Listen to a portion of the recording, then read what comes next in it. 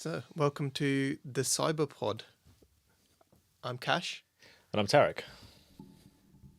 and in this episode, we'll introduce ourselves and then hopefully prove to you, our listeners, that we have the experience and the knowledge and the credibility to talk to you about cybersecurity.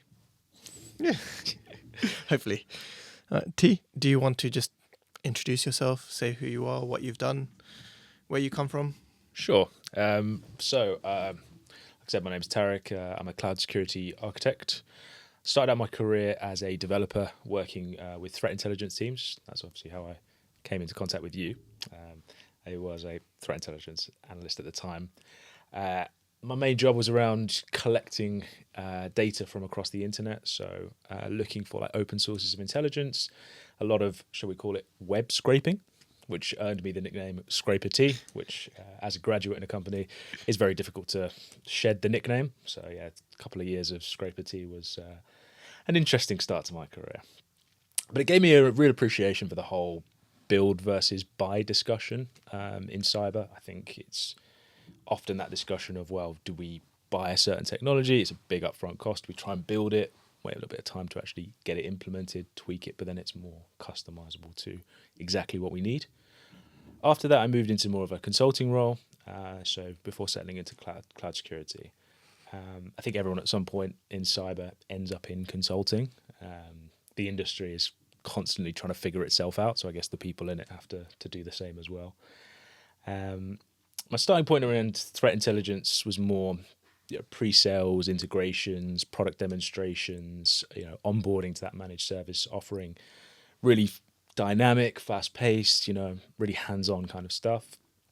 And then they switched me around and moved me into compliance regulation. And, the chaos of a small company that's just what happens, right? The Gerber. The Gerber. So one level up from a Swiss Army knife, right?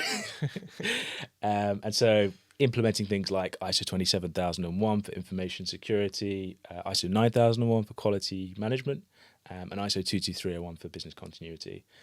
A lot more slow, a lot more methodical, but you gain more of an appreciation for different functions across the organization, right?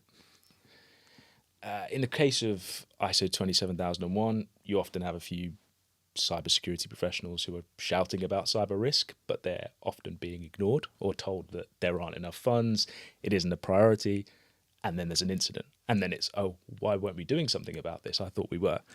In the case of ISO 22301, we all saw with COVID, right? Most companies weren't ready for business continuity. The companies that say, yeah, we've got business continuity strategies, we've got disaster recovery strategies, it didn't work, did it? Because, one virus shut down business for a significant amount of time. Nothing was tested, was it? To have a test plan. And then more recently, I've been focusing around like cloud security. So primarily around things like architecture reviews, threat modeling, security standards, assurance work. I mean, things I could generally talk about for hours, and we'll definitely be. Oh, we will.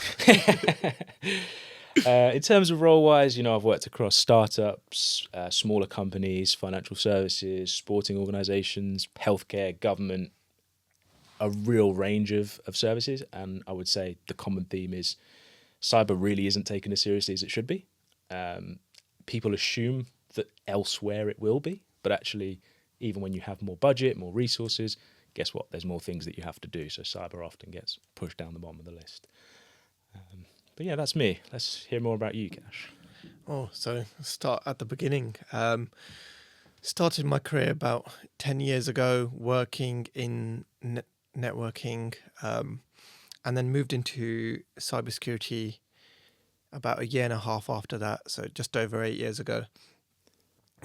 So I initially worked in an engineering capacity, deploying web proxies, configuring, troubleshooting web proxies, working with security teams who were monitoring those tools, and then helping them implement policy and troubleshoot problems.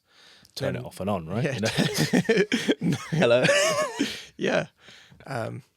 60% of the times it works every time.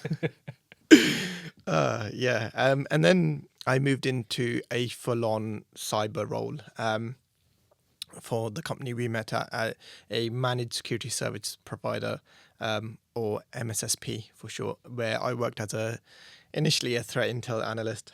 And funny story, so this was before T joined us. We were a small organization, maybe 8 people at the time, and there were 2 analysts, myself and an intel lead. So I walked in on my first day, ready to learn from this guy who'd been in the intelligence space, working for like the police, the NCSC, and a bunch of other large organizations as an intel lead. I thought, I'm going to learn so much from this guy. He gave me, I think, 20 minutes, an intro into what he does, or what I will now be doing, and then said, there's nothing for me to do here. It was his last week. I hadn't known this. Closed his laptop, left his phone on the desk, tucked his chair in, said, I'm going, walked out the door. So it was a great learning experience, but Straight into the fire, right? oh yeah, but I would not recommend it. The first 6 months were probably the most difficult job I've had in the past 10 or 11 years that I've been working. And that included my part-time jobs when I was working in customer services, where customers are shouting in your face. This is by far the biggest learning curve, but the most nerve-wracking experience. Yeah, I remember being working on at the counters at ASDA, thinking this is about as stressful as life can be, and then day one in cyber, you go, oh, this is real stuff. Well, that's before you get into incident response. And then I moved from there. So I was kind of forced into a lead role, I think about 6 months in. So I did have other people in the company. So we had other branches that I could speak in other countries that I could speak to, get some advice and guidance. And it was like that for about 6 months. And then after 6 months, I kind of led the UK threat intel team. We grew from just myself. We hired another analyst. Then we hired a bunch more. I think by the time we left, there was a team of 5. Always sounds better to say led a team of 5 than led a team of 1. or led, myself. That was like my case. And then I moved into the security operations world. I joined a large telecoms provider, completely different way of working, where in my threat intel role, I wasn't just doing threat intel, I was getting involved in sales conversations, I was managing customer relationships, working on engineering stuff, trying to improve our capability, as well as being an analyst and mentoring the junior analysts. This was, you were siloed in a small team within a team within a team. It's Inception. So we had a large security team of over 50 people, not including outsourced numbers, and managed service providers. And then within that, we had architecture teams, we had engineering teams. Within the SOC, we had a threat intel team, we had a forensics team, we had a threat hunting team, and I could go on naming the sub teams. So I did initially monitoring, detection, and response, and then moved into more in like a lead role again, where I was looking at how can we improve our capability, where do we align this to industry standards, and how do we improve, what's our coverage right now, understanding that, and then finding gaps, and then so that traditional gap analysis work, aligning with things like MITRE, which we'll jump into in another conversation. And then from there, looking at, hey, do we need new tools? Do we need more monitoring rules in place? Do we need to tune the existing ones we have in place to actually have better detections? And then making sure we have good collaborations with it between vulnerability management, threat intelligence, forensics, the monitoring, detection, response team, the incident managers, all of that work. So that was a big change from the threat intel days.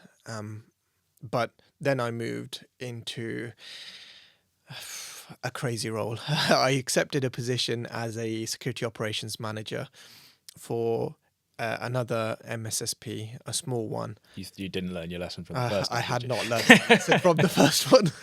So how can I find a more stressful role? This one was worse. So I came in as that senior guy, the most senior security operations person within the business, and it was my job to spin up this department from scratch. But I wasn't just doing security operations. I was helping with go-to-market strategy, delivering training to the sales guys, technical training to the pre-sales guys, helping them understand, hey, what is threat hunting? What is threat intelligence? What is vulnerability management? What does our monitoring detection response look like? How do we create a use case? What's the life cycle of a use case? How do we do the tuning?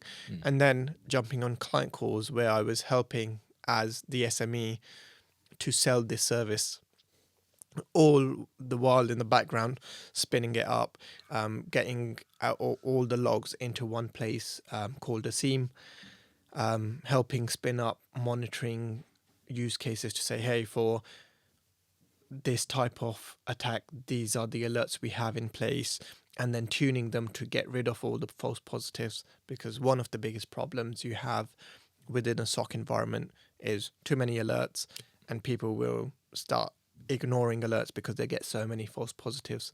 So that tuning process becomes very important and very, very time consuming. It's that thing, right, where you go to any event and they say, oh, we've got big data, we've got machine learning, we've got AI. In reality, it's going to be, you're just going to get flooded with a load of alerts. Like, you need to actually tune it yourself, right? Yeah, if you don't fully understand your environment and what's normal, you can't tune things out. So you have to then go and do that background research to understand, hey, this, again, go back to my web proxy days, this is a web proxy, this is how this will behave, and these are the type of alerts that it will generate, and that's what I can ignore and that's what I can't ignore. So people don't just go into a cyber role. It's not an entry-level position, although some companies try and make it that way. And you can walk into a SOC where everything in place, you have the right processes. The level 1 analysts, the entry-level people will have a bunch of guides to follow, almost like an IT role where they say, hey, if you have this type of issue, turn it off and on again. We have a similar thing called, I'm going to go with the word run books, but depending on who you work for, they're called playbooks or investigation guides and a bunch of other things. But essentially, it's a guide, step-by-step guide, telling your junior analysts what they should be looking for when they're investigating an incident. And then you get a real incident. So do you have your incident response plans in place for each of these alerts? If you have a ransomware alert, do you have an incident manager that's going to manage it? And it's not just, do we look through the logs to find a problem? That's what your analysts are for. Your incident manager is also managing the relationship with the business. So you've got, in a small organization, the MD or CEO on the phone saying, what's going on, how quickly are we going to be back up and running? Because that's all they care about, is how do we get back to BAU? Whereas on the technical side, your analysts just want to look at the logs and they don't want to give that information back. So it's getting that information from them, making sure you have a correct timeline of incidents. There's a lot of work that gets done behind the scene, and incident managers, I think, do a lot, but I think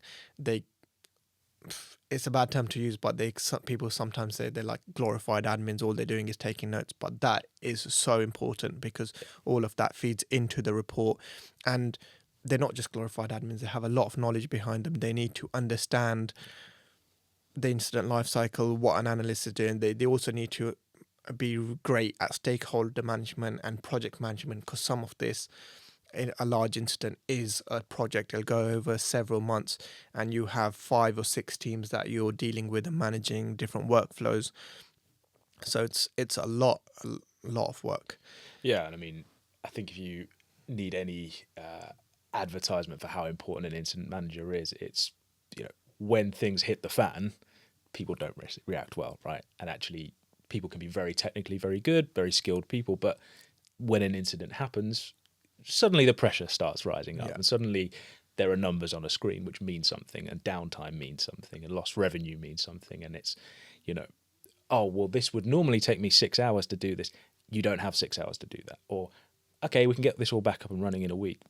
not someone on the phone is telling you do not have a week to do this, and so can you handle that sort of stressful environment? And having somebody that can stay cool, keep everything ticking along, is probably the most valuable thing. Yeah, right now, and right? keep that senior leadership away from your analysts and technical people, and let them do their job, and feed into them and tell them, give them regular updates and keep them in the know, because communication is very, very important on both sides Yeah.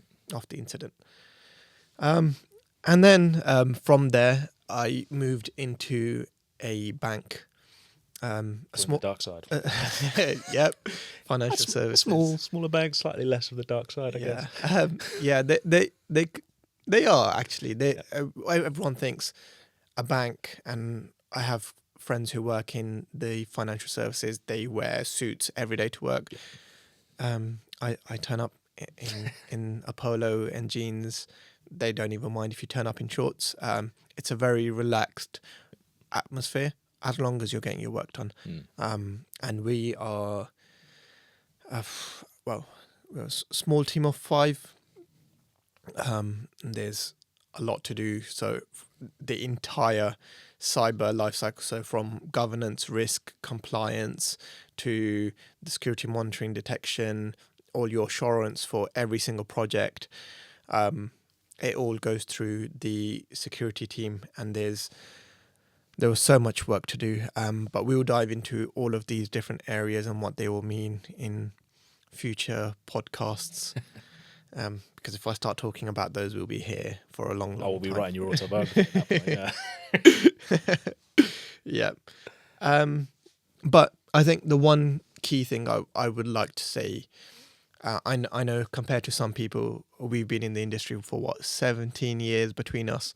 There's people here who might be listening who've been in the industry for 20 plus years. For them, we're babies.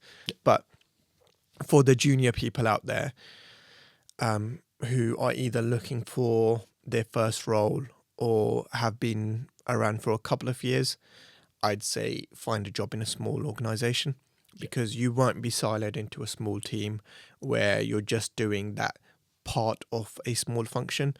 You'll be doing so many different things, and you end up becoming a jack of all trades, but it allows you to learn a lot more, become a more rounded security professional, and then it gives you more options to say, okay, I like architecture, that's what I want to focus on. Even within that, I like cloud architecture, something you do.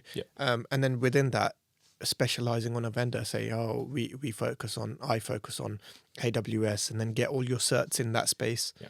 I'm sure that's something you can talk about in a lot more depth, but yeah, small organizations, and then specialize and move into a big organization and the big paychecks.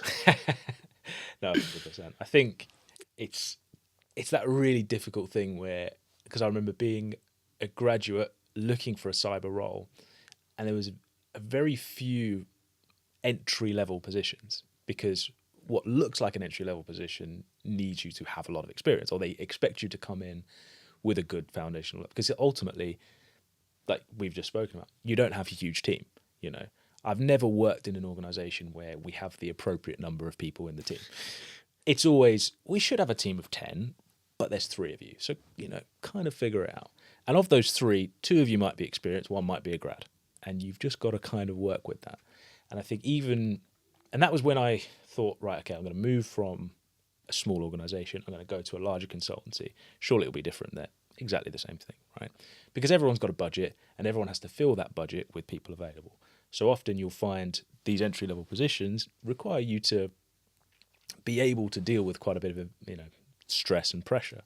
So yeah, I think it's trying to build yourself up as much as you can in that early stage, like you said.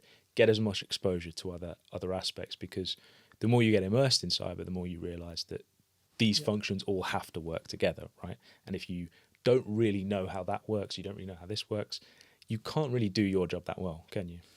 No, 100%. And I think we will do maybe a short series, or at least definitely an episode on getting into cyber for the younger listeners. I've done a lot of like talks at universities, and it's the most commonly asked question, because people go through a 3-year course or a 1-year course, or they do a couple of online courses for, you know, a few weeks, and start looking at roles and go, what do all of these words mean?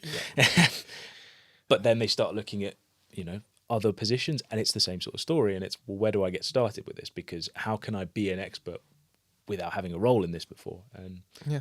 I was recently sent a job description from a recruiter, standard, reached out just out of the blue via LinkedIn and followed up with an email. Obviously, I'm not looking for a new job. get the disclaimer. Just get the disclaimer out there. Don't worry, T, I'm not going anywhere. But the job description, it was 4 pages of must-haves. Yep. Like, nobody has that much. It was literally everything. It was a wish list of things. I was like, come on, be realistic here, guys. If you're looking for an operations manager, narrow it down to what the priorities will be. Yep. Not, we want everything in cyber. You'll be looking after everything from the ground up. Some people love that, and to be honest, it's a good experience, great learning curve, but you are working your bottom off, and it's not for everyone. I worked with a SOC manager in the past, who initially refused the company he was working for because they were spinning up the SOC, but then Security Operations Center, SOC. There's a lot of There's a lot of acronyms and terminology in cyber. Yeah. Hopefully, we'll try and say the full names at one point. So the most stressful thing is being a grad when you get thrown into a meeting and it's just acronym bingo, and you're just there like writing on your page like, yep, Google this cool. later. Or Google all this, and someone goes, have you got the SOC for the TDA and this, and you're like, yeah, I've got one of those. Yeah. But yeah, this SOC manager, he was very, very experienced. I think he'd been a SOC manager for about 15 to 20 years, longer than I've been working. But he would only work in established SOCs. So he turned this company down. So the CTO was a friend of his, had approached him. He said, no, I'm not interested in spinning something up. I know the amount of effort that goes into building up a department, and it's not for me. And then 2 years later, when they had an established SOC and they needed somebody to come in and mature it, they reached out to him again, and he said, okay, now you're in a place where I can come in and do my thing. Yeah. But yeah, but sometimes you learn in chaos, and I think that's half the thing of, I mean, obviously I've never worked in a SOC myself. I've worked with SOC teams, and often when it's mature, there's not a lot to do. You know, it's refining things, it's building, it's making those small improvements. It gets boring. Exactly. And, you know, that might suit some types of people, but other people will say, I want a bit of excitement. I need a bit of chaos, and I need a bit of stress. So it's finding the right balance that works for you.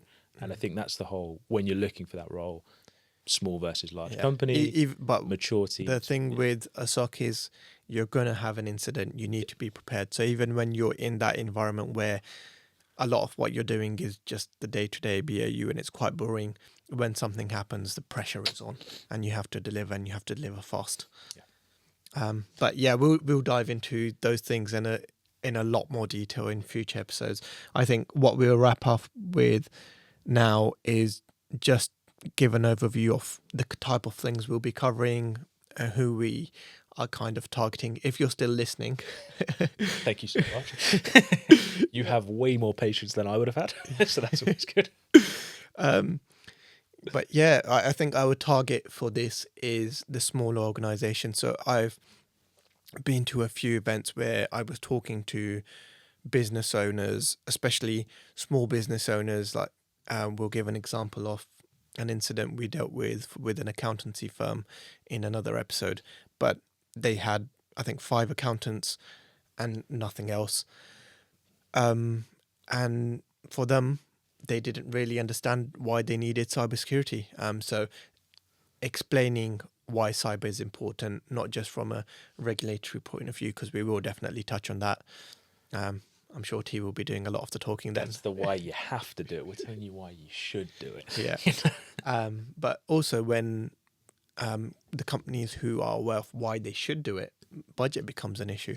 Yeah, tools are very, very expensive, and we look at outsourcing as an option. Yeah. So we'll talk about that, and again, buying versus building Mhm. versus the hybrid model where you outsource and you own the tools, whereas somebody else is managing them for you, but you can always bring them in house if you need to. It's like 3 or 4 different options there, and we'll jump into all of those in the future, and also give some examples of building a function or approaching a project and how you'd build in security assurance into that, Yep. and make it a bit more real for you guys out there. Yeah. I think one of the main things, like Kash was saying, we want this to be an educational thing, right? We don't want it to just be us lecturing you on stuff. You know, I've been through enough courses of hours and hours of material telling you should do this, this, and this. We want it to be interactive, right? So we'll have the ability for people to, submit questions, things that you're potentially struggling with, things that you might need some assistance with, or areas that we can help put you in the right direction. And I think that's kind of how we want to make this.